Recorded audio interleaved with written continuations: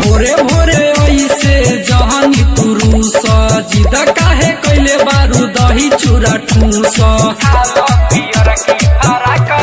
हाय हाय भोरे भोरे ऐसे जहानी तुरु सजिद काहे कैले बारू दही चूड़ा ठूस कर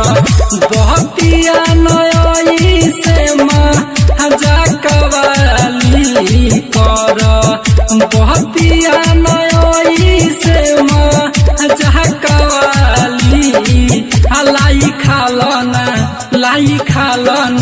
लाई खाल पियर की फराक वाली लाई खाल पियर की फराक वाली लाई खाल पियर की फराक वाली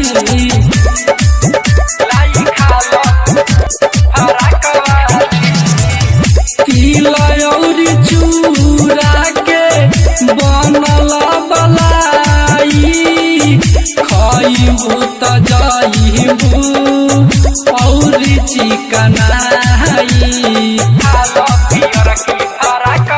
हाय हाय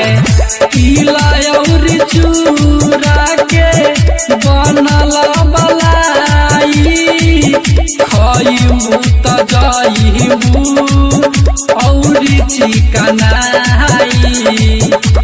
मीठा खा तो बेलाई बदही के थाली मीठा खा तो बेलाई बदही के थाली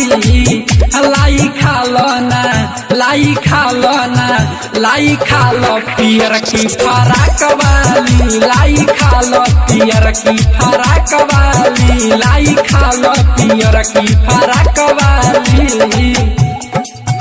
लाई खालो फराक वाली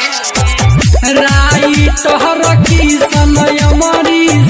लाइल बकीन के मनी समसताना हो तोहरे पसीन से हाय हाय राई तोहर की समय मरी लाइल बकीन के मनी समसताना हो तोहरे पसीन से कौड़ी धल तू पाकिट में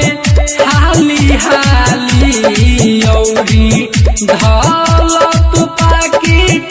में हाली हाली लाई खालो पियर की फराक वाली लाई खालो पियर की फराक वाली लाई खालो पियर की फराक वाली भोरे भोरे ऐसे जहानी तुरु सजिद काहे कैले बारू दही चूड़ा ठूस हाय हाय भोरे भोरे ऐसे जहानी तुरु सजिद काहे कैले बारू दही चूड़ा ठूस कर